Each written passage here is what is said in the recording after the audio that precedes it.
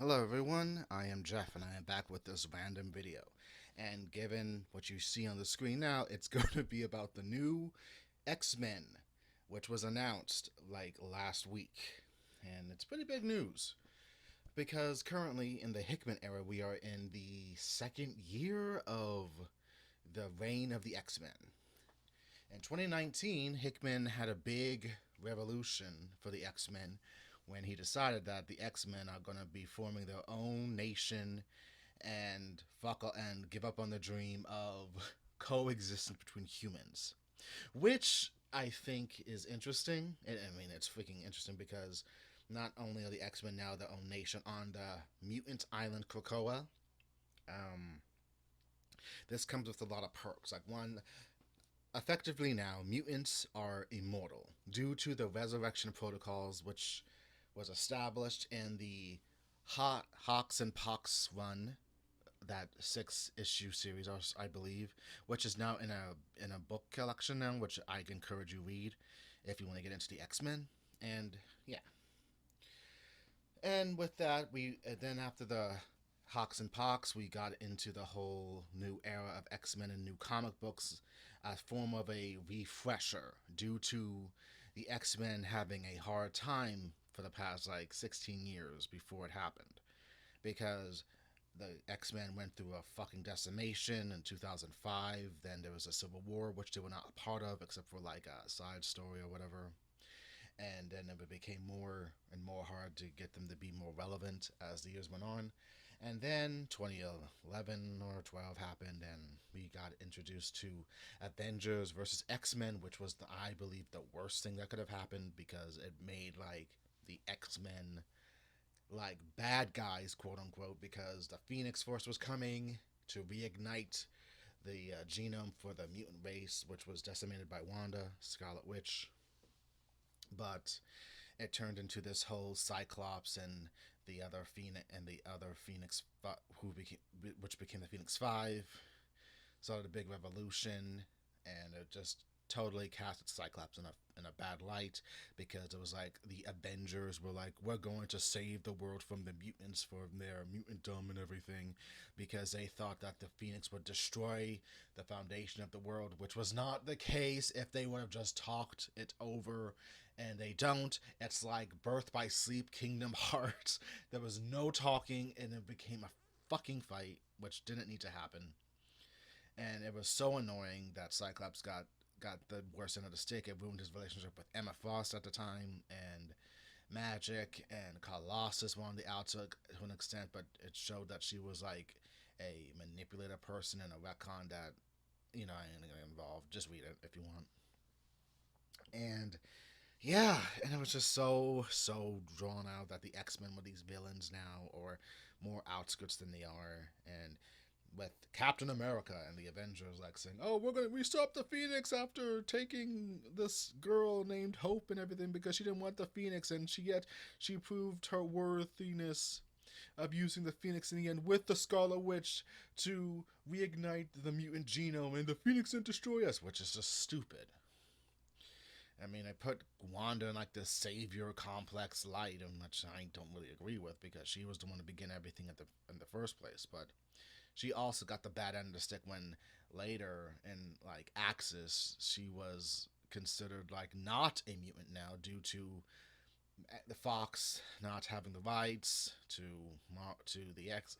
I mean, Marvel not having the rights to X Men, and so they decided, due to Age of Ultron, we gotta just nick this shit in the bud with Quicksilver and Wanda being the kids of Magneto, and retcon that out and just say, "Oh, you were never my father, Magneto. I'm free." Or something. It's totally stupid, mind you, because it just ruins them. Like, God damn it! I know I don't really care for these two characters in the comics, but they're fucking like they are supposed to be like children of Magneto and have a complex about it. And even though I don't necessarily care for the comic version of Scarlet Witch because she is sadly crazy due to years of neglect, or at least they don't know what they want to do with her, and her powers that is fucking OP. And Quicksilver is just an asshole. So there's that. And yeah, so there was that drama, and then after AVX. It was the Brian Michael Bendis era, which was all right. I did read it, but at the same time, I it was also kind of like exhausting because the way he did it. It's like, oh my god, he brought in the past X Men, the 1960s X Men to the present, and then they were here for far too long, and it revolved around these weird ass stories that kind of don't really add up because different futures, and I know that's a common occurrence in the X Men, but yeah. And they eventually were able to nix that in the bud after Bendis left for DC and had an event that displayed that a kid version of Cable said, "You guys need to get back to your time. It'll fuck up the entire timeline." And it eventually settled up and everything. And then what showed and it also showed that there was another subplot that Cyclops had returned from the dead, and that's explained. And also the return of Jean Grey with the Phoenix Resurrection, which I did like. And I actually did like the after Phoenix Resurrection X Men Red by Tom Taylor because I think that was a good display of Jean Grey. Apparently, I've been listening to podcasts about it, and some people don't like it because it was too neoliberal or something. I guess that's the case, but I didn't really get it. I know it was inching towards that, but I think I was getting what Tom Taylor was saying about Jean Grey, that she is more than just this old powerful telepath, right? And I kind of get what others are saying, that she's not like some kind of pacifist. She's supposed to be cutthroat and a bully, and I guess it depends. But honestly, as someone who got into the X Men in the 90s as a kid and was all for Cyclops and Jean, and I love them, and I'm a Cyclops head. Cyclops is my favorite character in the X Men. I know that comes with a lot of shit, but something about the two just clicked with me. Like, the cartoon didn't really do none of them justice except for stand down, Wolverine, or get back and shit, and Scott Logan, help me or something. It didn't bring him. I mean, it brought good memes and fun shit, but at the same time, it wasn't the really most better view of them because the 90s really did kind of like did tamper down the Scott Jean thing as this. They got married, but no one knew what to do with them because they were so devoted to each other. But it came with its hassles, and I get it. I mean, it wasn't like Gambit or Rogue romance and Wolverine added to the trilogy to Trinity to the love triangle, which is Scott and Jean, which got annoying because there's a lot of comic books implied that she does choose a Wolverine or something, but that's beside the point. However, back to what I'm getting to, the new run of X Men era of the reign of X. That shit has like calmed down. Like everyone of that the Trinity of the the love triangle has calmed down, and they are now a throuple, or at least they are cool with one another and be thinking of each other as family. Like Scott and Jean, I know they are like still in love with each other, but there's more love for like Logan for Jean, and maybe implied that Scott and Logan are together, which I don't really care. Like, okay, whatever. I mean, as long as this shit has come to an end, that we can fully embrace the new quota that the 90s, 80s, and 90s are done, and the 2000s was a fucked up era. I mean, with good more. I mean, other than the Morrison, which was great, and the Whedon one, which now I am questioned about due to recent allegations, and fuck Whedon. I am not a fan. I still like Buffy the Vampire Slayer in the lore, but other than that, there are some things that are now called into question. Stan Carpenter and all that. Yeah, the Whedon one, yeah, I gotta think differently about that now. Um, I'm glad what happened, and Scott and Jean are fine. Logan's fine, and we get like the Marauders with Kate Pride and Excalibur with the new Captain Britain, Betsy Braddock. I think there's also the Hellions and the new X Factor run, and I know and there was the Lost Angels, which no one liked, sadly. It's kind of unfortunate that comic went to the wolves. And X Force, which is pretty much all right. I go back and forth, but I think my favorite ones currently are Excalibur for the fantastical element, fantasy element. Teeny Howard, and the artist is good too. And Marauders by Duggan. However, after the event of Swords of X, which you should read, it's awesome. Um, it was decided. It was Cyclops decided that the X-Men need to represent the mutants. You guys on the Quiet Council of Krakoa, you guys decide it's politics and all that shit, but the mutants need a team of heroes. We are that team. Jean decided that I'm out, boot. I'm out, Charles. I'm gonna stick with my husband and Scott, and this is needed too. And then it was put into a real vote of who was going to be put on the new X-Men team of Scott and Jean, Cyclops and Phoenix, or Marvel Girl, as she's going by. And there was like a cast of characters which people tried to hype up immensely, and some people I did not even think about or heard of. I've never heard of Tempo. I again I neglect certain things of my comics of '90s shit that she might have appeared in. But Tempo seems like interesting. Like so, there was Tempo, and then apparently there was also for Polaris, Magneto's daughter. Marrow was a thing, which everyone really wanted her to be in it too. Like Marrow, I remember Marrow from the '90s, like late '90s when she was on X Men team with Cecilia Reyes and Maggot, and I wasn't really a fan. She just seemed like she was just this. I don't know. I'm not a Marrow fan. I guess she calmed down, but she's too wild for my taste. But okay, Marrow. Okay, Armor, Banshee, Forge, Cannonball, Sunfire, and apparently Sunspot was also a thing in it too. But I did not know he was or Sync. And I was like, what? Really? So where'd these two come from? And Rogue? I thought she was with Excalibur helping out Betsy. But apparently, the ones you see are the new X Men team, which is fun. And of course, Laura Kinney, the former X-23, now Wolverine. I'm happy. Laura's fun. She's a good Wolverine, and she needs more clout. And we need to step away from Logan and everything, and just embrace Laura because she's actually pretty cool. I mean, yes, she came out in the heyday of the early mid thousand goth era, known as X Men Evolution, which was actually on a good show, I guess.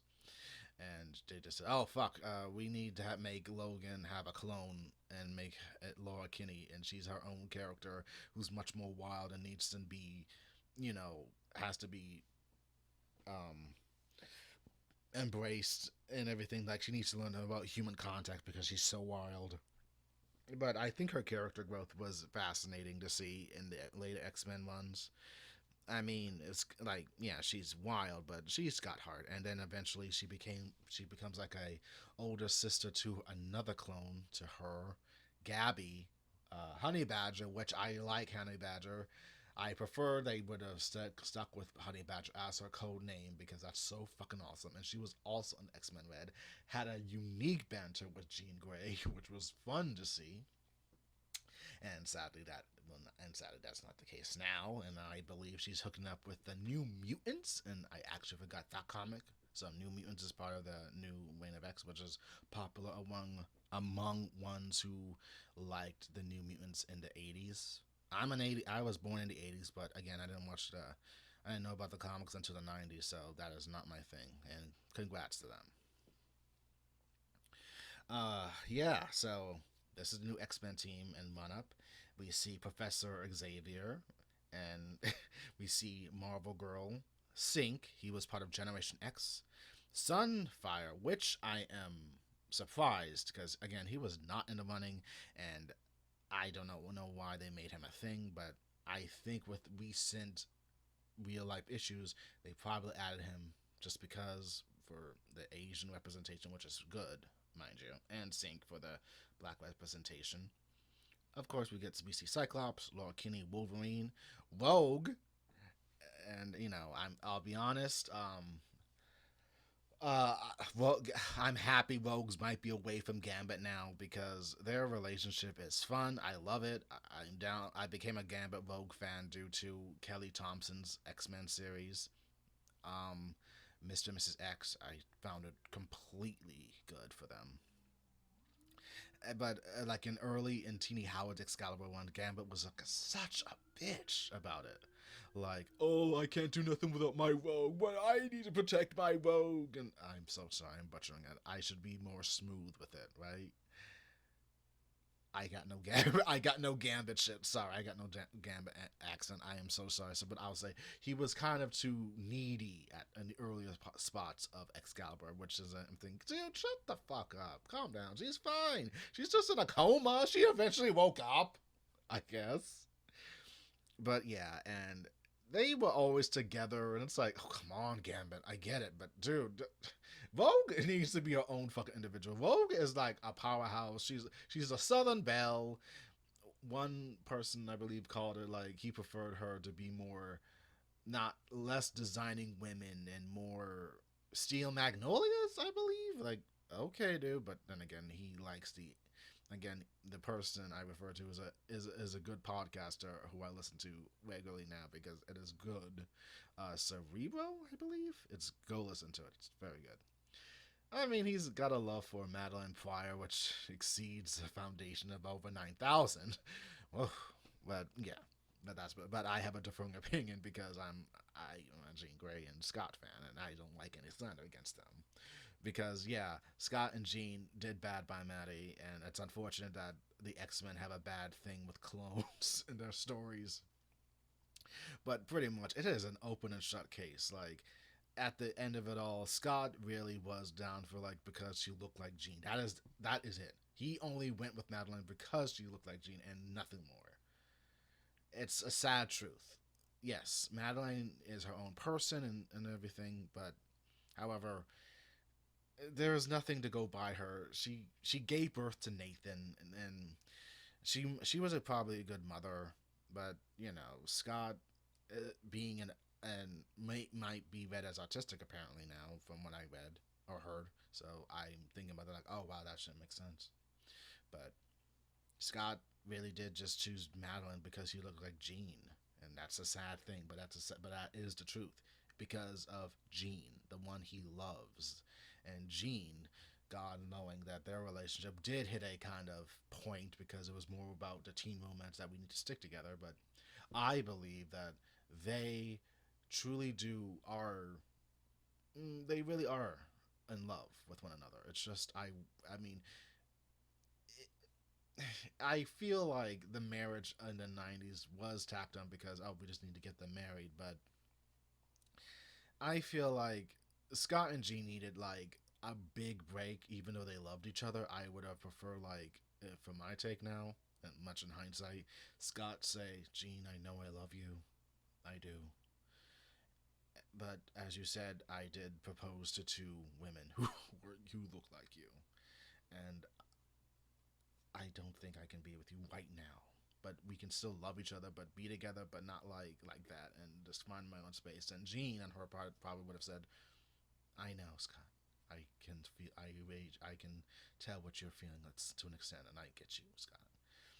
They needed to be their own individuals. They could have still been together in the 90s, but not so we latch on to another. Like, they needed to grow more as people before they became a couple, especially of the 90s Wolverine nonsense. He could have moved in and.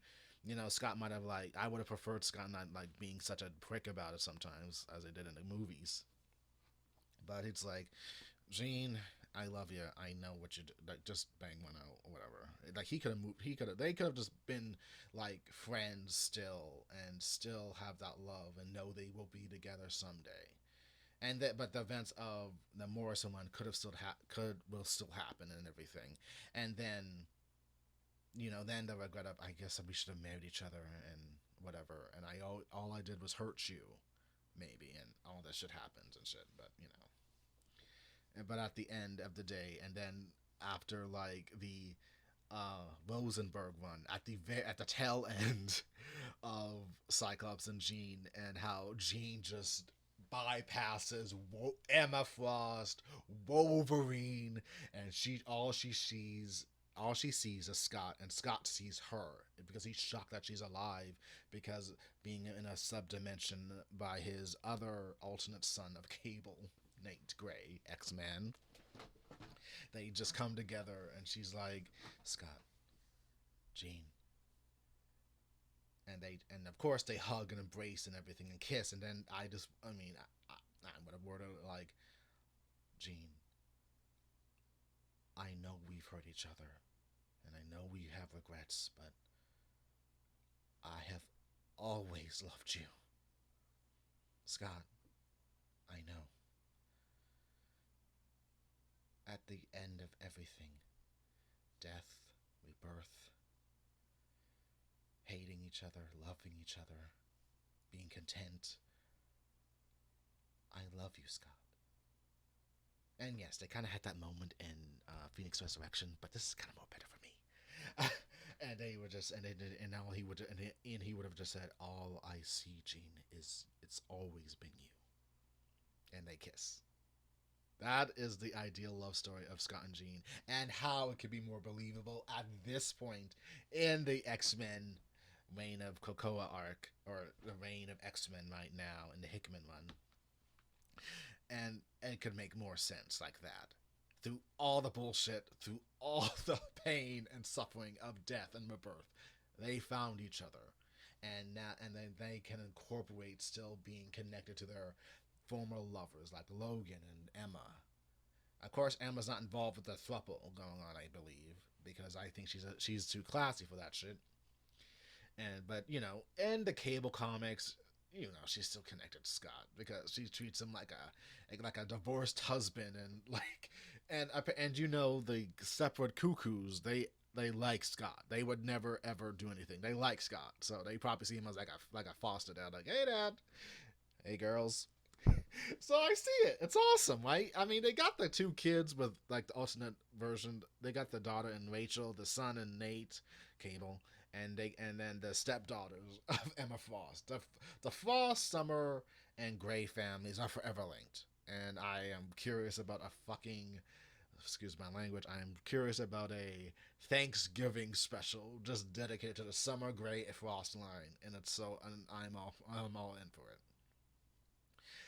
No, but to backtrack, and I'm so sorry. I just wanted to get that out because I wanted to get my point. I just wanted to get my opinion across. Uh, yeah, Gambit and Rogue are awesome, but he was like such a like kind of a bitch with it. But Rogue is like, I'm a powerhouse, y'all. I got this. I can move. I can do things on my own. Scott Lammy, I love you. You're my boy, but I gotta do my own thing with the X Men, and yeah. So whether Rogue will be part of both teams somehow, where they share the character, is beyond me. But I'll be curious to see what I see. And of course, the daughter of magnetism, uh, Magneto's polar opposite in the magnetic spectrum, Polaris, Lorna Dane.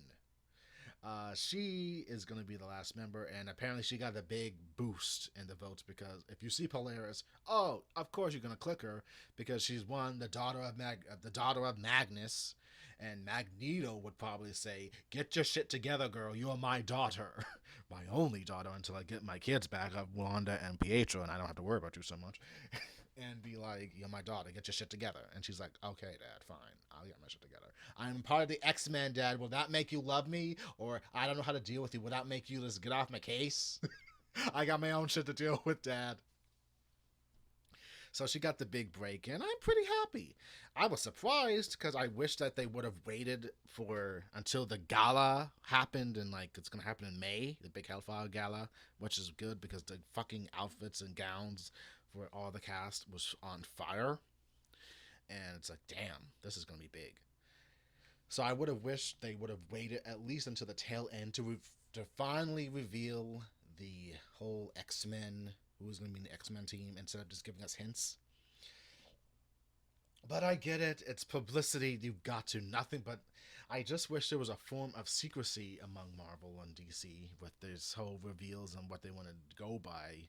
But I guess you can't because it's the internet days and people want answers. I want answers too, but I don't want to be fucking spoiled about these fictional characters in this fictional world of make believe and shit.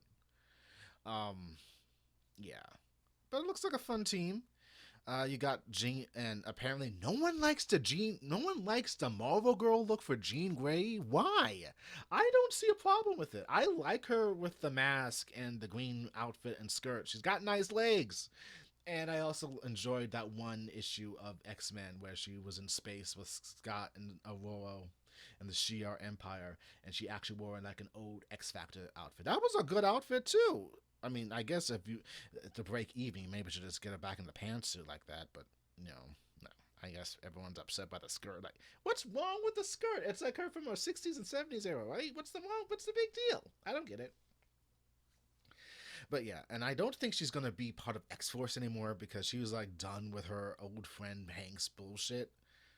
And I get it because yeah, Hank has gone through a lot, and I would be questioning him as well. But you know, Sage is there, so I think X Force would be in good hands. That's like Logan's baby. He's got Quentin Quire and Domino, Sage, Beast. Maybe they can get Colossus in there, maybe another character to like balance everything out. So yeah, but this X Men looks good. Good artist and good. So I'm not sure what they're going to be fighting. I'm hoping that with this new X Men that we are getting now and more. The X Men can maybe help out more in the world of Marvel a little bit. This be the go-to team, maybe the occasional crossover and everything, because the X Men are as much part of Marvel Comics universe as any other characters like the Fantastic Four, who I stand by immensely, or even the Avengers or Spider Man, and every other hero who I don't know about. The X Men, yeah, they have the best characters, and yes, they and all the best X characters are women. This is a downright truth right here. It is not even debatable. Yes, all the X women are awesome. Um, it's just that I know that I have heard there are a lot of there are a lot of opinions that they should be the only universe, and we got that in the fucking movies, and it's okay. That wasn't the best representation though, depending. But I'd say that no, I think the X Men. No, the X Men need to share the world with the other heroes. And yes, unfortunately, they do get the short end of the stick because they are mutants and they don't get the cheers of heroes. But it's only because propaganda against them and being born a mutant and how is that possible if we're all human? It's just evolution. I like that. I have no problem with them sharing the universe with in the comic universe, and even though they are part of it, they are also separate due to being separated with it. But I believe, or I want to believe and think, even though that's the case, the X Men are still at the core. They would not let any human be hurt, even if it's all about them now. I want to believe that they do still, to an extent, share the dream of even though we're doing this by ourselves and giving humans good medicine in the form of that we get sovereign reign and political protection.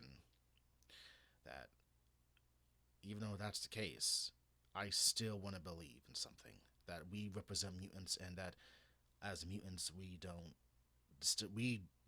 show any this we will not show discrimination just because are not human, just because you are not a mutant. We will not show you any kind of discrimination. That's how I see it. Others are a little bit more cynical with it, sadly, because it's Krakoa and it's like a sex island and a lot of shit. And I guess that's the case, but that was in the beginning. But now, as a core, and because I'm now figuring out being my own individual and not just going by popular YouTube comic book fan nerds and their opinions and just stick with my own shit because it can get kind of exhausting. I think that's my version of the X Men, from what I see. And I've done a lot of talking in just 29 minutes. Is there anything else I need to say other than that and my Scott Jean thing? Because I stand with those guys. But I am curious to see what Sink and Laura are going to do because of the recent issues of X Men that Sink remembers his feelings of what happened in that weird robot world or whatever, and Lola has no memories of it. So only he remembers, and he probably still has feelings for her. And she's like, "What the fuck are you going about, dude?" So I wanna let them be the forefront of the whole romance factor. Polaris probably got her own shit to deal with, like being the expectation for Magneto, at least until there's gonna be a recon that, oh no, Wanda and Pietro really are my siblings. What the fuck happened? And that'll be a thing. It hasn't been confirmed, but with the recent things and value with the recent dealings, you know something's about to happen with Magneto and Wanda and Pietro, and they're finally gonna just confirm it. Like, no, these are his kids. It's gonna be more fucking complicated. Let's go. Vogue, I guess she'll be there because I believe she has a connection with Sunfire in the like mid 2000 era of X Men, or the Edgelord days, I guess. And Scott and Jean, they are good. They are good. They are finally fucking happy and together. I know. I've heard no one believes why they got back together. I am speaking as an individual, of course, from my perspective as being a Scott and Jean fan since I was a kid and got into action figures and going and like making a story of a nice, complicated relationship with the two. um, they are fine. There is no need to bring up past grudges of who did what and why did this happen. They're done. The Scott, Gray, Logan, Emma, it's all complete. That can be backstory, that can be referenced in other issues like this is happening, this is happening, this is happening with them, but we're fine. They can get in disagreements, but please. Just everything is now good. Let the future kids like Sync, Wolverine, and anyone else getting involved in the romance factor of the X-Men deal with it. And maybe even Lorna and Alex or something, because they haven't been together and she gave him a drunk text message. But whatever. But this is pretty hype. I am going to be happy reading it in June. Again, I wish this happened after Hellfire Gala, and I am down for seeing Jean and Rogue and Betsy and all of them in their nice, pretty dresses because they're all attractive and beautiful. And I guess Scott looks okay too, but who cares about Cyclops? Cyclops, you're my bro, you're my favorite character, man. But you look okay. But this is all about the X Women and showing off and being like fashion mutant one way. But and I can just picture like the dude just saying, "Make it work." Yes, work it. You're all beautiful and attractive. Step on me. Step on me. Yes. But I digress. I'm gonna cut this short because I think I got something that I gotta do. Um, if you're wondering about one more thing, the Ranma One Half video I took down because I really should. I don't know how to like up the volume, so I'm gonna redo that one, and I'm probably gonna change the format and bring in my friend Ben to talk about it, maybe. But we'll see. But expect a new Why I Love Ranma One Half video sometime in the future. And I hope you enjoy this X-Men and my views on it. I'm not like I know I'm not deep into the X-Men lore like a lot of comic YouTubers. I'm just giving you my opinion, but I do like what I see. And if you need to know, I stand Scott and Jean, so no matter what anyone else says about them being together and they don't understand it, well, you're coming from a different perspective, and I'm coming from a perspective on this. So, yeah, much love to anyone who has differing opinions. That's what makes the world go round. As long as we don't have to agree, but we can agree to like say that we do love the X-Men and that now they are on a new plateau, being another pillar of Marvel. Now, I just hope that the Fantastic Four can get some new boosting. I'll probably do a video on them soon because Doctor Doom is getting married. And it also got Swell to Who. I'm kind of surprised I didn't see it coming, but still. So look forward to that. I am Jeff, and I will see you later. Bye.